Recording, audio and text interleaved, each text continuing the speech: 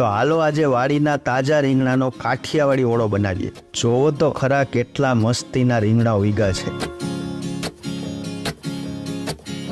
રીંગણાને શેકવા માટે દેશી ભઠ્ઠો પણ રેડી કરી નાખ્યો છે। રીંગણામાં લસણની કળી ભરી છે, જેથી રીંગણાની સાથે લસણ પણ શેકાઈ જાય।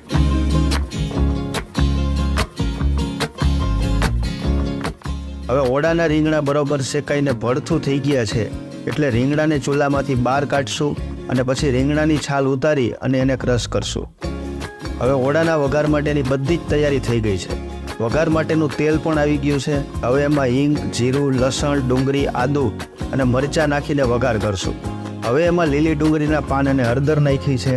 ટમેટાના કટકા અને સ્વાદ અનુસાર મરચું અને મીઠું નાખી બરોબર મિક્સ કરશું। ઓળો બરોબર બફાઈ જાય એટલા માટે મેં થોડું પાણી નાખ્યું છે અને ઉપરથી લીંબુનો રસ પણ નાખ્યો છે। હવે શેકેલા રીંગણાનું ભડથું નાખી ચૂલા ઉપર ઓળાને બરોબર પકાવશું। તો વાડીના રીંગણાનો તીખો તમતમતો કાઠિયાવાડી ઓળો બની ગયો છે। મિત્રો, ઓળો ખાવાની મજા તો શિયાળાની ઠંડીમાં જ આવે। તો શિયાળાની સિઝન પૂરી થાય ને એ પહેલા વાડીએ બનાવેલો કાઠિયાવાડી ઓળો એકવાર જરૂર ખાજો।